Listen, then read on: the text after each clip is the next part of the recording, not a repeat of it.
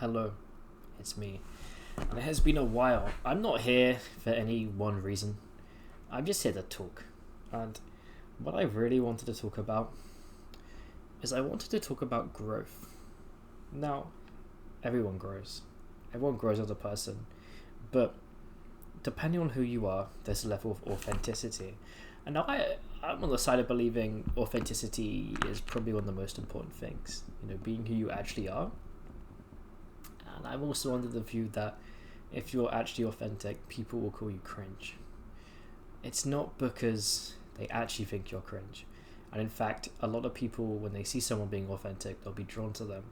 But the part of authenticity that does bring the cringe comments is it's like a self-defense mechanism. People who aren't comfortable being their authentic self are going to call others cringe because it means that they're seeing someone who isn't the way you're supposed to be, isn't the way everyone in society is, and because they are too scared to make that decision for themselves, ignore the washing, because they're not able to do that, they just chuck a label on you and they just say you're cringe. There's levels to that. Cringe usually pops up when someone's differing from that person's authentic self. Your authentic self is going to be very similar to someone else's. If you saw them being authentic, you wouldn't view it as cringe. If you saw someone else's authentic self who's completely different, you'd probably see it as cringe.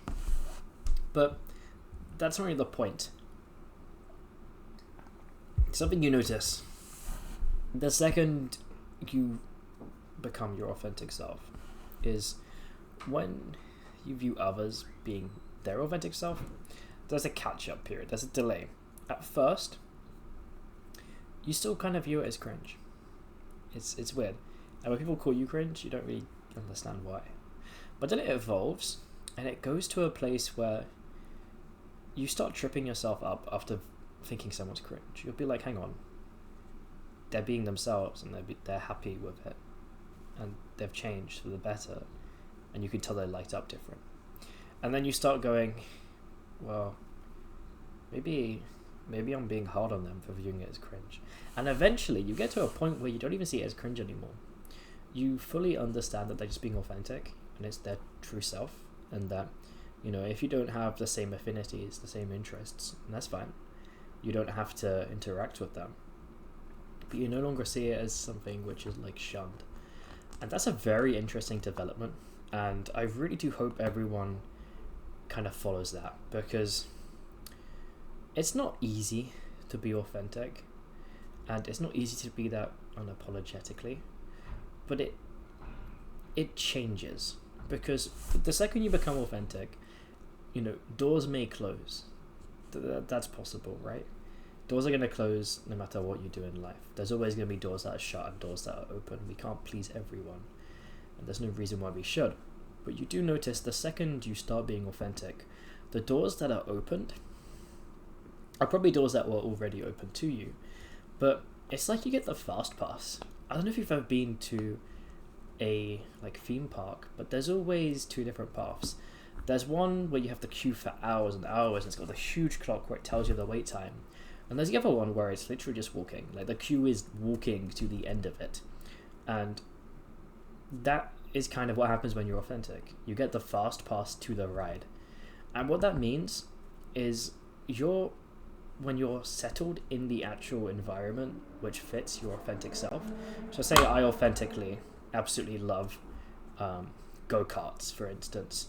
I'm probably going to end up surrounding my life around go-karts, and eventually it's going to get to the point where I know all the go-kart manufacturers, I know all the people in town who hire those go-karts, and I'm almost like a middleman. And then what doors have opened? Well, I know everything about go-karts. If anyone's going to purchase a go-kart or talk about a go-kart, they're going to go through me. The golf places, that's not really a go-kart, is it? The theme parks, the traveling community, well, not the traveling community, but like the circus sort of stuff. All of these things, they're talking to you because you're the expert in go-karts. That is you. That is your authentic self. Someone else, they take a look at you and they go, this person has a bunch of go-kart books in their house. That's kind of cringe. What they talk about is go-karts. That's kind of cringe. That Tinder profile has go-karts on. Yikes. But that's not how I view this stuff anymore. And it's such an interesting development, and I really do hope that people can get there, because it's almost like that old saying where it's like, if you do what you'd love for work, then you never work a day in your life. It's something like that. And I think that is what this is. That's where that authenticity comes in, because you don't work, right? Like, you're being authentic. You're not working to be someone. You're not working to be something. You're just being you. And there's a great deal of restfulness that comes with that. It's almost like when we're not being our authentic selves, we're using a lot of energy in order to be someone else, to be someone we're not. And that is draining. And that's hard. Imagine you're at school. Think of how tiring it would be to go throughout the entirety of your school day in a uniform that isn't you, where you're having to always make sure the tie is done up properly, that your blazers, properly interact, the sort of words, that your shirt's tucked in, that there's no mud on your uniform. Eventually you start to find that such a chore, because not only are you not in clothing which almost rejuvenates you because it is you, but you're having to physically work to maintain what you're wearing. It's almost like when people wear expensive shoes and they're trying to keep it clean, that amount of energy which is being sucked out of them isn't because that shoe is actually part of them. It's because they're trying to leverage the status of the shoe. But that's kind of what I'm trying to say here. When it comes to being authentic, there is a level of energy restoration. And now it's not going to be like you be yourself and out of nowhere you're no longer tired. It's more so everything around it. See, you no longer have the energy sink of being someone else, but you also, accompanied with that, you have a social group which is probably oriented around your authentic self, which is very, very different. Imagine trying to be part of the Mean Girls clique instead of who you actually are. Like, that's gonna be energy, and they're not gonna be people who are really making you feel good, and where it's like effortless. I'm sure you've had friends where being around them is effortless. Like, it doesn't require anything because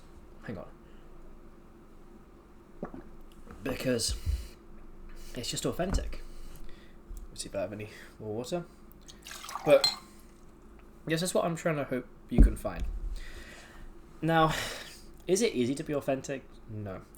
And there's a lot of problems that can come along the way. The first is, I don't want to say atypical, because in truth, being authentic can be very atypical, but there's a level of it where it enters disturbed territory. And disturbed territory is mainly dependency based. So dependency is usually made for relationship dynamics. So it's like you're dependent on your mother, your father, you're dependent on a close friend, maybe your significant other, whatever it ends up being. That is typically how we view dependency. But there's also dependency when it comes to looking like a fake authentic self. And that's going to be through things like when you watch My Strange Addiction and she's eating her cat's fur, or she's eating her husband's ashes. Yes, we look at that and go, that's cringe, that's weird. But it's not an authenticity thing. It is some sort of dependency, disturbed sort of action. And it can be hard to separate the two. It really can. Am I being dependent on go-karts, or is it part of my authentic self? And there is a level of exploration to that. But I think it comes through really thinking about it and going, is there a dependency issue here, or is it an interest? Because let's tie it to something I have a huge interest in, and is part of my authentic self, as I would call it. Like a way to almost imagine your authentic self is, write your name, circle it, and then write your interest, and that's basically what makes up your authentic self. But that's a huge thing for me. I'll work out an hour a day, maybe a run, maybe 20 minutes of cardio, something else attached to that. But it's mainly weights. And I will also spend a lot of time researching, a lot of time reading, maybe some podcasts here and there, but mainly reading studies, mainly reading textbooks. But there's no dependency. Dependency within fitness is the guy who's there for 5 hours. The guy who doesn't leave the gym, does 2 workouts in a day, and uses the excuse of enjoying talking to people there. Because that's dependency. And you can also tell when something's dependency, typically, if there's nothing else. I love fitness.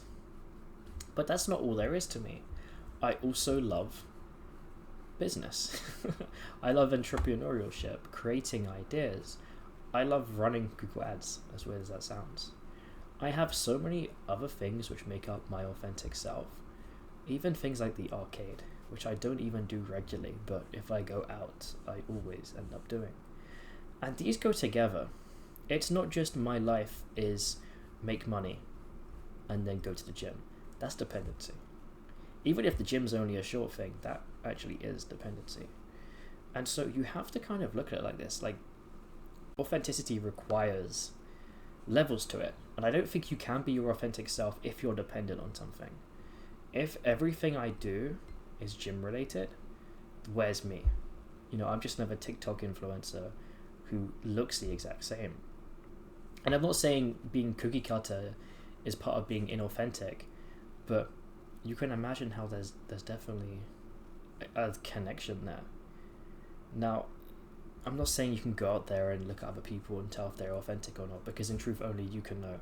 If I have a YouTube channel and all I do is fitness content, like the one I actually run, the other one I run, not this one, if that exists, then you're probably not seeing the other sides to me, unless I exclusively bring it up, and people aren't always doing that. So we can't really take a look at someone and be like, oh, you're inauthentic. But we do need to be ourselves. We do need to be authentic for us. And I truly believe that the second we do that, it's a fast pass. It really is a fast pass. All the doors we want to be in, so long as we're being authentic, we're going to be there. Yes, people may think we're cringe, but at the same time, the doors we want to get inside, people are going to look at it and consider it a godsend. As part of my work, I absolutely love making things easier with automation tools, which is something that the industry I work in has, but not really fleshed out. There's no tutorials you can find. And I know for a fact, people would look at me and automations and how my brain works. I literally have A3 pieces of paper with automations, completely flowcharted, just insane documents where I'm planning just crazy things. And I'm always drawing. I'm always making these documents, these flowcharts, so to speak, and I'll draw them out. I know it's reversed. I don't really want you to see it. I just want to demonstrate that I am talking to talk. I'm not just claiming to do these things. I sit here for hours and hours. If I'm not drawing it, I'm thinking it up in my mind. I'm thinking of all these things that could be connected. I'm thinking of all the individual sort of sections, right? Each individual section, each text with an arrow. I'm thinking, what of this can be automated? What can I automate? What can I semi-automate? What can I manually do? What can I improve? What should have more things inside of it? What's actually not modularized properly? What should have more detail? What is unnecessary? What is necessary? And when I'm not doing that, I'm obviously drawing in that. I'm not doing that. I'm throwing it online. I'm digitizing it. That kind of goes into an unrelated thing, but if you can, work off paper. Really useful trick, working on paper.